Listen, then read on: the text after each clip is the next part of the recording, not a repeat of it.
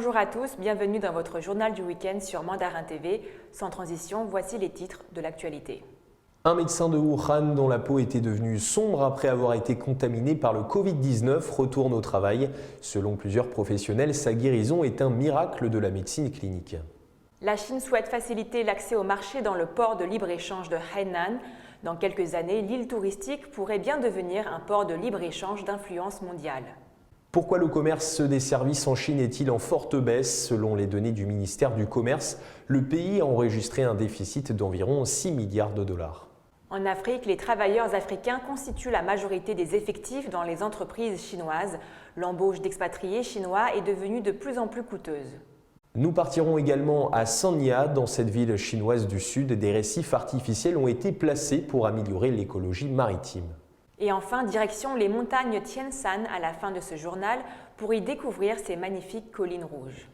Et on commence ce journal avec une affaire qui avait fait les grands titres des journaux en Chine il y a quelques mois. Un médecin de Wuhan positif au Covid-19 avait vu sa peau s'assombrir en raison de médicaments utilisés pour son traitement. Aujourd'hui, le docteur Yi va mieux puisqu'il a même pu retourner au travail. Et Yifan, cardiologue à l'hôpital central de Wuhan, la capitale de la province du Hubei au centre de la Chine, a récemment repris son travail. Le docteur Yi a été contaminé par le Covid-19 alors qu'il traitait des patients à l'hôpital central de Wuhan et a été hospitalisé à la fin janvier de l'année dernière. Sa situation a particulièrement attiré l'attention en Chine, notamment en raison de la diffusion en ligne d'une photo de son visage assombri par les médicaments utilisés pour le traitement. Yang Shen, le président de l'Académie chinoise des sciences médicales qui a guidé le traitement du docteur Yi, a déclaré que sa guérison était un miracle de la médecine clinique. Le docteur Yi est sorti de l'hôpital en mai dernier et son visage a retrouvé la couleur qu'il avait auparavant. Il a commencé à fournir des services de consultation externe à son hôpital depuis avril et déclaré qu'il aimerait travailler avec plus de zèle pour guérir davantage de patients. Je pense que la chose la plus importante pour un médecin est de donner de l'espoir aux patients, a-t-il conclu. Et depuis quelques jours maintenant, la Chine a ouvert la vaccination aux résidents étrangers. L'occasion pour nous de nous intéresser au quotidien d'une étudiante française qui étudie à l'université Tsinghua. Pourquoi souhaite-t-elle se faire vacciner? La réponse dans ce sujet. Salut tout le monde, je m'appelle Catherine, je viens de France, j'étudie actuellement à l'université Tsinghua. Aujourd'hui, je vais me faire vacciner contre le Covid-19, alors allons-y.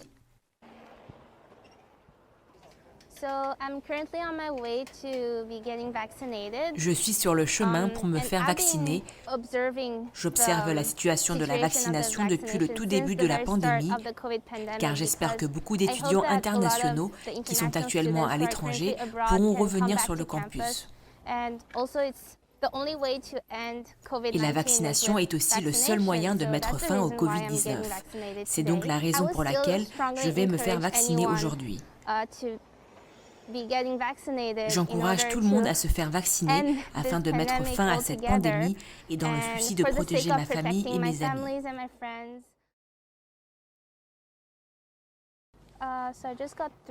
Je viens donc de recevoir 3 versions du formulaire de consentement. Le premier est en chinois pour le formulaire de consentement au vaccin Covid inactivé. Le second est en anglais. Et le troisième est une lettre d'engagement en chinois et en anglais.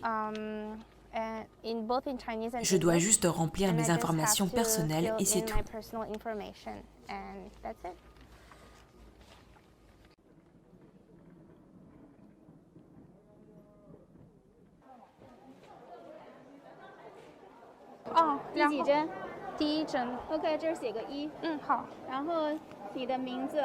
date，名字 date， 好的，跟那个护照一样啊。是，OK。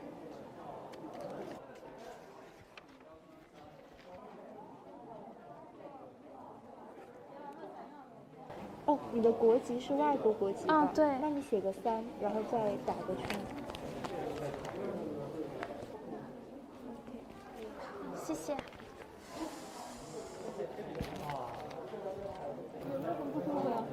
身体有没有不舒服？没有，都正常。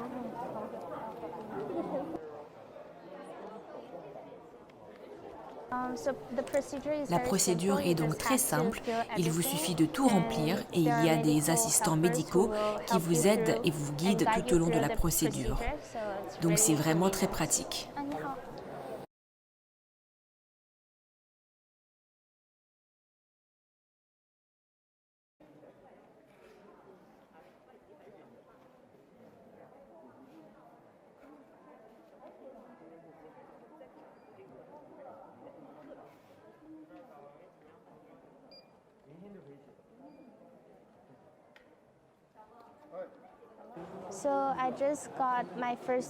Alors je viens de recevoir ma première dose de vaccin et je suis sous observation pendant 30 minutes pour voir s'il y a des effets secondaires. L'ensemble du processus s'est déroulé en douceur. Je n'ai ressenti aucun effet secondaire ni aucune douleur pendant l'injection. Et même maintenant, je ne ressens rien, je me sens normal. Il n'y a aucun effet secondaire. J'encourage donc vivement tout le monde à venir se faire vacciner.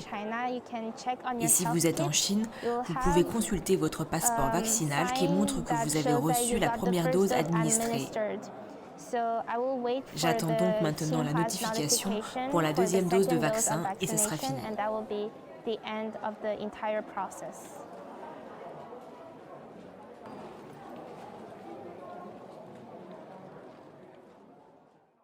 Faire de l'île touristique du Hainan un port de libre-échange d'influence mondiale, voilà un des objectifs des autorités chinoises pour les prochaines années.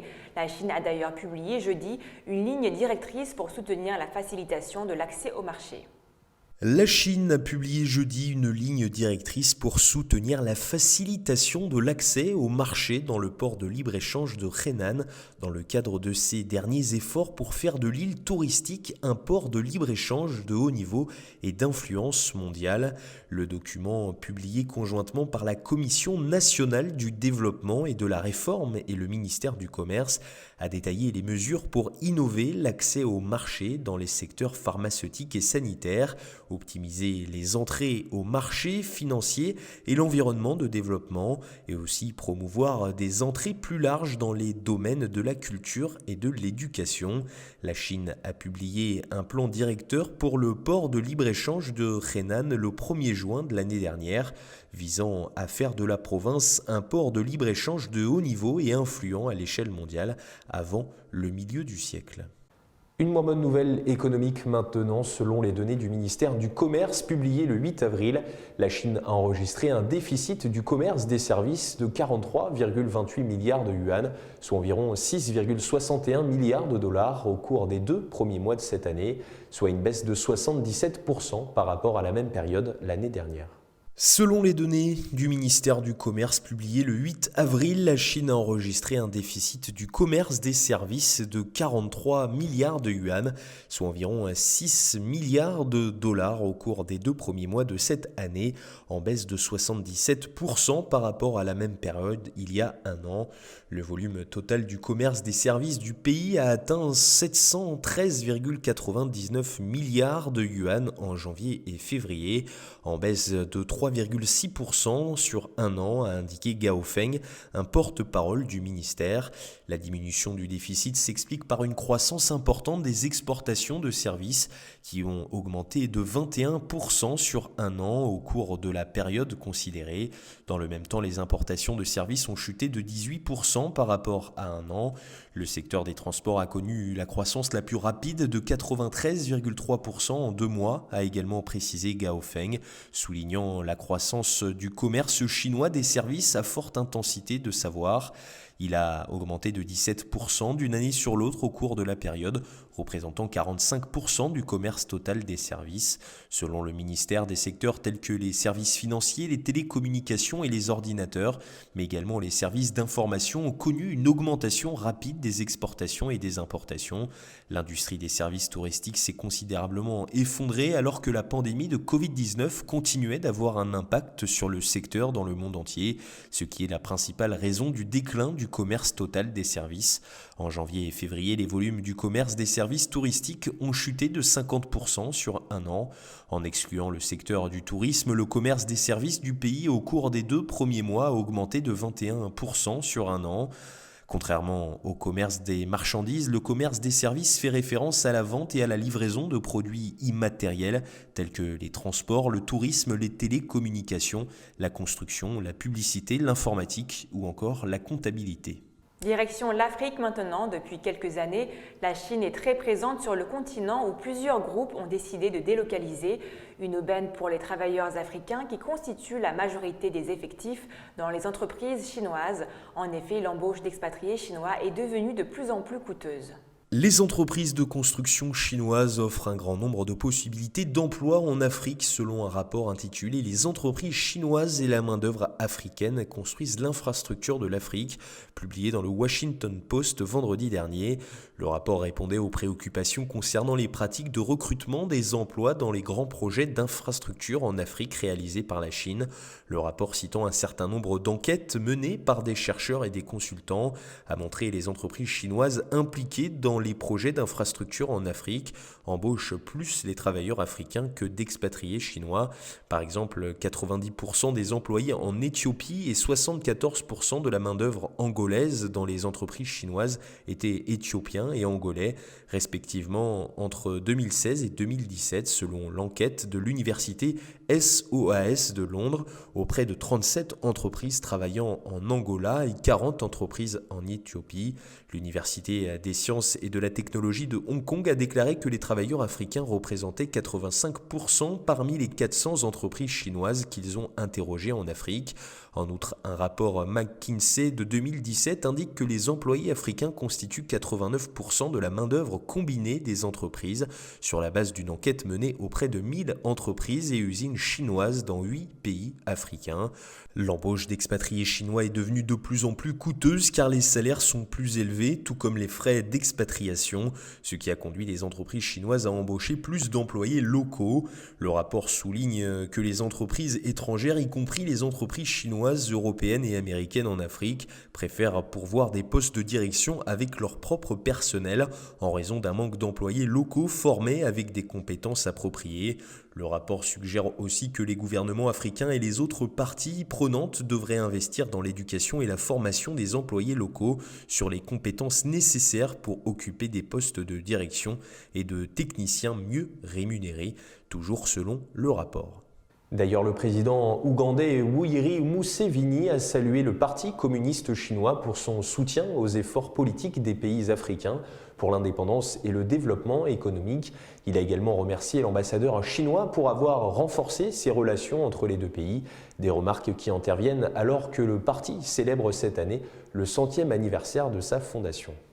Partons à Sanya, dans cette ville chinoise du sud. Des récifs artificiels ont été placés pour améliorer l'écologie maritime. Cela permet notamment de créer des habitats supplémentaires pour les organismes aquatiques et les poissons locaux.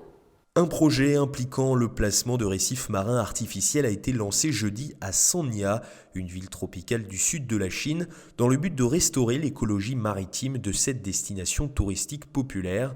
Le projet a été co-organisé par l'université de Henan et l'île de Wuzizhou de Sanya, l'un des meilleurs sites de plongée en Chine.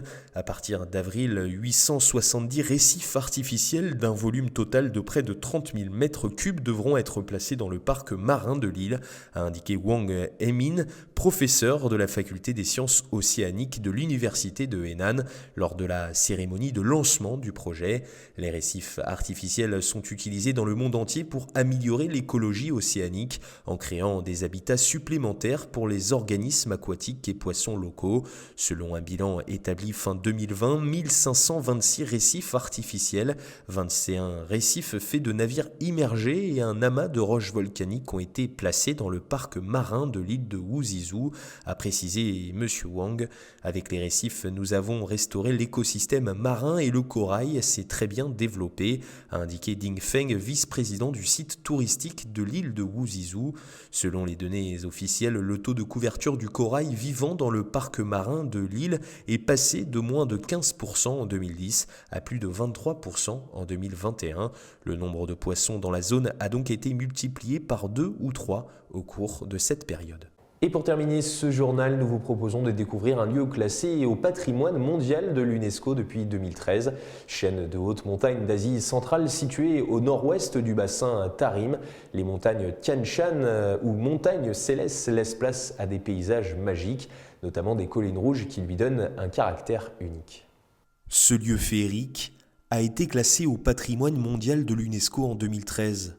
Les montagnes Tian Shan ou montagnes célestes ont fait la réputation du comté de Toksun dans la région autonome ouïghour du Xinjiang.